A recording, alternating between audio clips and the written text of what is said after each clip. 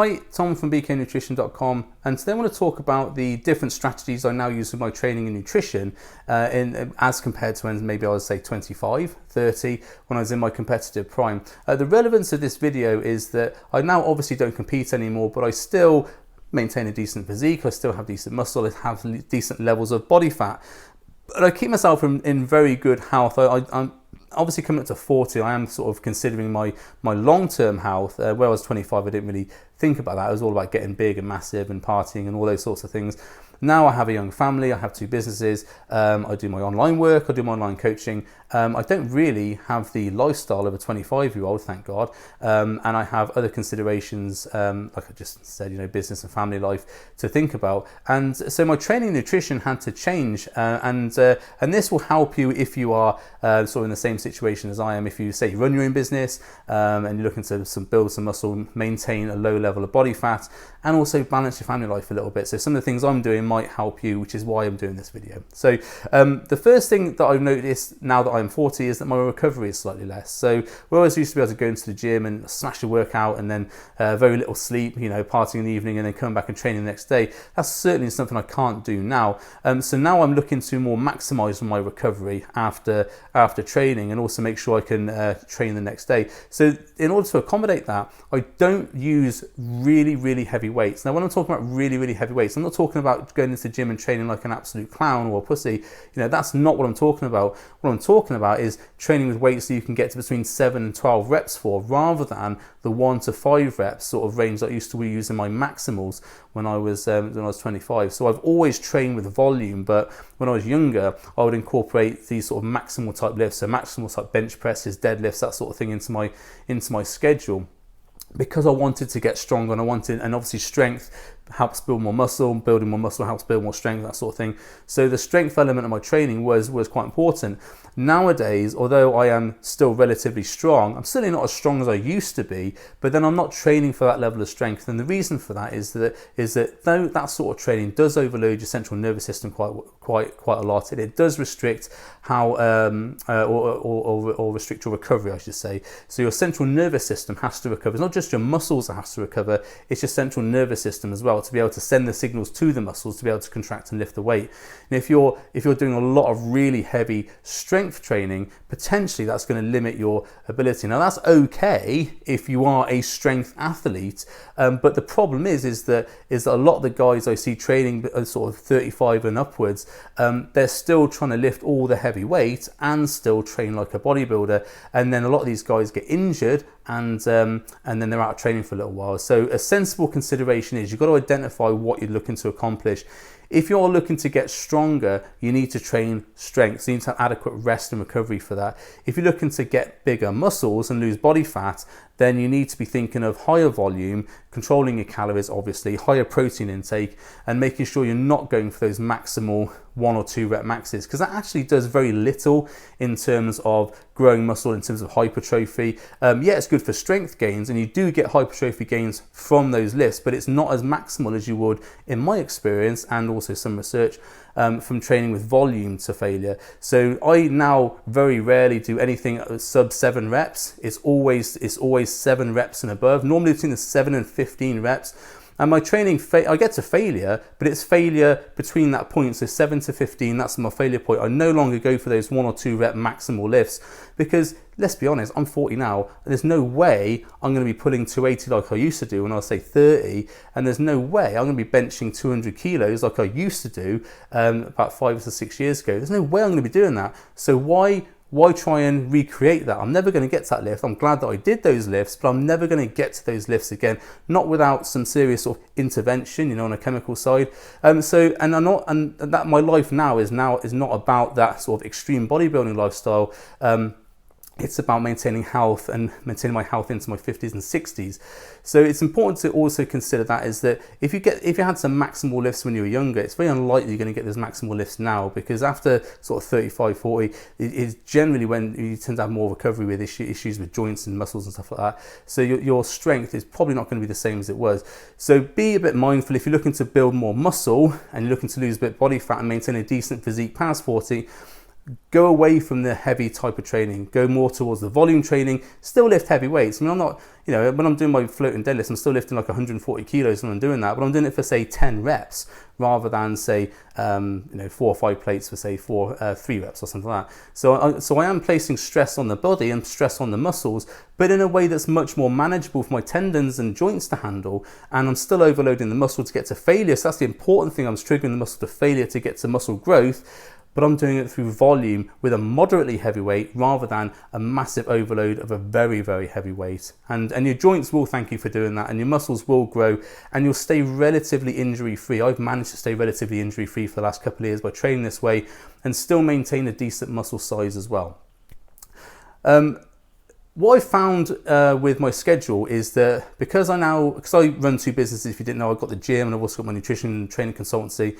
I've got those 2 businesses. I also have a family life, and I also have custody of my son sort of half the time. So my time is limited and my schedule is limited. Now, what I found with working with clients in this area is with the same sort of thing with family life, work commitments, everything else, is that the training time sort of almost gets pushed back. So a lot of the guys I work with have trouble scheduling because their work takes over, the family life takes over. So one of the main key things I've done recently, because you'll laugh at this, I own a gym and I'm there most of the time in the week, and I still don't sometimes find time to train because of the demands of running the gym. So I actually had to schedule into my diet, and this is now something I do quite regularly. I schedule my training times like an appointment, like a meeting or a client meeting, into my diary, and that way nothing else gets booked at that time. Now what I also do is I schedule my pre-workout meal and I schedule my post-workout meal. So I've got my training block, which is about an hour. I schedule my pre-workout meal about half an hour before, and I schedule my post-workout meal in that next half an hour. So I basically got 2 hours blocked out for my training. Now you might be thinking, 2 hours, that's a long time. You can still work in the hour before, and you can still work in the hour afterwards when you're having your pre and post-workout shake. But what you can do is you make sure that nothing else gets booked at that time. Because what happens if we just book an hour, what happens is your secretary or your assistant, whatever, will book in an appointment up to that time before the workout. So you'll be talking on the phone to a client, and then you're immediately into your workout schedule. It doesn't give you the time to think about getting into your workout. And if your meeting overruns, it runs into your workout time. And then obviously if you're not working at the gym, if you work in an office or whatever, you've got to then get in the car and drive to the gym. So it's really important to schedule that time before and after. You can still take phone calls or whatever, but make sure you don't get clients booked in at those times, or you get jobs booked in at those times. And I appreciate that some people watching this might have work demands, they don't set their own schedule. So if you're going to do that, then schedule your workout for times outside your working hours. But a lot of the guys I work with schedule their own times, and they control of their own diary, which is even more of a nightmare, because if you're an entrepreneur like I am, you generally tend to want to get as much work in as possible so you can earn as much money as possible.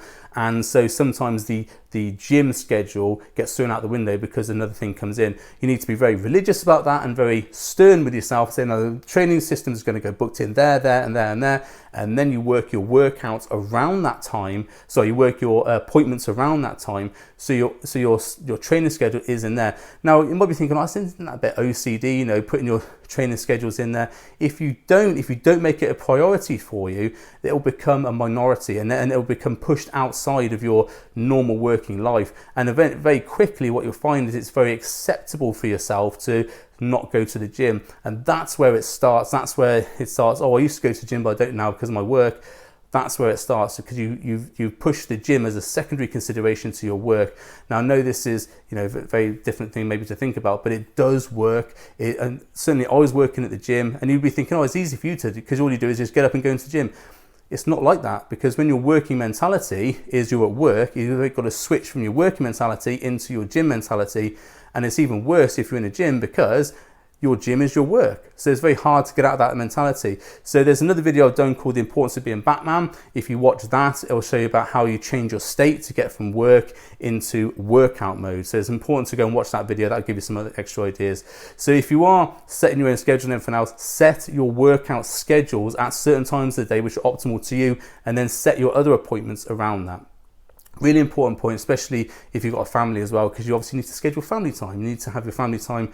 And if you think, I'll just grab a workout whenever I can, we all know what it's like. We get home, family's running around, kids running around, daddy, daddy, daddy, daddy, and all of a sudden it's like 8, 9 o'clock and you haven't gone to the gym. So it's important to make sure you do schedule time, schedule it for yourself. It's, going to the gym is not something that is, so what I find with some of my clients is their partners view the gym time as like a treat or something else. It's actually not. Going to the gym is your health and fitness and your mental well-being. It's something that all partners should encourage. But actually, what I've found is sometimes partners don't encourage that. They say, oh, you're going to the gym again.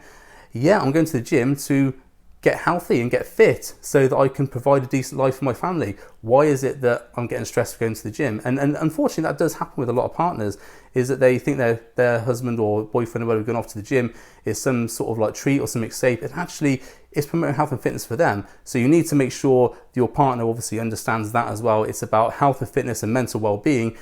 It's not just about lifting weights and getting hench, although that is part of it. We all like lifting weights, don't we? So my nutrition now is more relaxed than it used to be. When I was competing and I was doing shows sort of 3 or 4 times a year, my nutrition was very centered on growing and getting the nutrition was, I would say, based around a goal. So I was eating for a goal, and the food was a means to that end. So I would be I'll be fine with eating chicken and rice 3 or 4 times a day, just put a bit of sauce on it, no problem. I'd be fine when I get ready for a show, eating chicken and veg or whatever. That wasn't very nice, but it's something I did for a goal. Now that I'm not competing and I don't have to achieve a certain level of body fat, I don't have to get to this extreme muscle size, I'm a bit more relaxed with my nutrition. And this is something I coach with all my clients and I advise everybody else to do. If you're not competing, don't be really restrictive on your diet because it's not necessary. You need to have a certain amount of calories. So if you're looking for weight loss or fat loss, I should say, you need to be in a calorie deficit. But a calorie deficit doesn't mean you have to eat like a hermit or a Spartan. You can be in a calorie deficit from eating eggs and bagels in the morning. You can be in a calorie deficit from eating chili and rice at your lunchtime, eating fajitas, eating Haribos in the evening if you want to. And all these things are things I've done with clients. You don't have to be restrictive on your food. It's the calories you need to get right. And certainly in the last couple of years, while I've been more relaxed on my calories and been more relaxed on my foods, I've actually been able to maintain a leaner physique and still gain a bit of muscle from being just mindful of how much protein I'm eating and then mindful of the calories around that. So the main thing I think about now is make sure I get my protein intake in.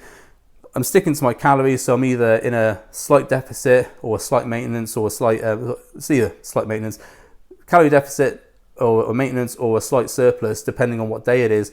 And actually, if you look back at some of my other videos, I talk about it being an average. So now I measure my calories as an average over the week. So some days I might eat less, some days I might eat more, but actually the average of that week is a slight calorie deficit. So I'm always maintaining a leaner physique rather than worrying about the stress of one day. Oh, I didn't hit my calories this day, or I ate too much this day. That's no problem for me because if I eat more on one day, I just restrict myself on another day. It's called calorie banking. It's something I talk about in one of my other videos. But I'm being more relaxed on my food and having a flexible approach to eating has actually been better for me in terms of maintaining my health and my fitness and how I look, but also my mental health is a lot better because when I first stopped competing, I was very, well, what am I going to do with my diet now? What am I eating for? What am I doing? And I actually went really back into sort of eating very bland bodybuilding food because I didn't know how to eat, didn't know how to enjoy my food. I had to retrain myself to think about, well, it's okay to have chili, it's okay to have bolognese, it's okay to have like chicken curry if I want to a couple of times a day, because as long as I was sticking to my calories, it was okay. But the bodybuilding mentality side of me was like, no, you can't have that because that's not bodybuilding food. And actually I had to retrain my brain. This is something now I work with clients for, especially like former competitive athletes who I work with. They're always about, oh, what am I going to eat today? Oh, I like chicken and rice. And that's all they know to do. It takes a long time to get out of that mentality. So that's one of the ways I work with clients now is to sort of retrain them in thinking, to get a leaner body, you don't have to eat this sort of really restrictive food. As long as you know what's in your food and you can balance that, and you obviously go and exercise and train and generally keep yourself in a good state of health, you can actually essentially what you like. Eating what you like doesn't mean I eat what I like. It's you eat foods you like. People have this thing about, oh, I eat what I like and I lose weight. Yeah, you eat what you like within a calorie deficit, and that's the mentality you've got to be into. There's other people, oh, I just eat what I like. Yeah, and they're fat, they're overweight because they've eaten what they like when they like it. You've got to have some semblance of control. It's not about just smashing a load of Haribos whenever you want it. If you want to have some Haribos, pour them into a bowl, measure the calories, so you know exactly where you are with that. And there's also a way that that I work now with people who have been sort of calorie counting for a little while. We don't have to calorie count every single meal. I only calorie count the stuff that is, say, unusual snacks. So I have 3 or 4 meals a day, which I know what the calories are, and I have those within certain variations pretty much every day. And what I do is the calories that are left over, that is what I track. So I have, say, let's say for example, my calories are 3,000 in a day. I'll have, say, 2,200 of meals, and I have that every single day, so I don't have to count that because that's just what I have every day. So that means I've got 800 calories to play with, and so because I've sorted out my meals, they're essentially my snacks. So as long as I eat within those 800 calories, I'm eating below my 3,000, which is a deficit for me, and I can maintain that pretty well during the week and maintain a leaner body as a result of it. So my nutrition has become more relaxed now, although yeah, I'm not, obviously I couldn't do this if I was getting ready for a show, so this approach wouldn't suit you if you were getting ready for a show, although I do encourage people to be flexible with whatever they do. But the main thing is you need to be relaxed with your nutrition. You need to enjoy food rather than use food for a purpose if you are not competing or getting ready for a show. It's a different kettle of fish if you're competing, because you have to have certain macronutrients, you have to have certain proportions of macronutrients, you have to have a calorie deficit, you have to optimize your nutrition for training and performance. All these factors come into play. When you're just looking to maintain a leaner body and gain some muscle, the only things you need to think about protein intake, because that needs to be at a certain level, and you need to be thinking about calorie intake. Everything else really you can play with as long as you're getting those 2 variables right. So those are the main things that I've done with my lifestyle and training over the last couple of years to sort of adapt to the fact that I'm not competing anymore, to live essentially what's sort of a normal lifestyle of someone who wants to just keep a leaner body and maintain muscle and also have a decent family life. The important thing to think about is when you're training, make sure you're training to failure. So in your workouts, you need to be taking at least one of the exercises, the sets, to failure in order to trigger that muscle protein synthesis response, that adaptation response. And then you also want to be thinking about making sure the calories are right in the day. So if you don't know how to do that, go to my website, bknutrition/calculator. That will give you a calorie calculator for fat loss and the protein intake you need to maintain muscle while you're doing that. So I hope the video was helpful. I hope you got something from it. Might only be helpful if you're, say, 40 and looking to lose weight and gain muscle. But yeah, I appreciate this is a sort of almost a story about me, so you might be able to adapt it for your own situation. But generally, this is how I work with all clients in terms of making sure they're eating flexible for their goals, they're maintaining protein intake, and they're training to failure. Those are sort of principles I generally tend to bring to most clients. So if you can do that with your diet and your training, you'll start to make progress a lot faster than, say, being overly restrictive, which isn't necessary. So I hope you got some of that video. I hope it was helpful. Please like, share, comment if you want to, and I'll see you on the next video.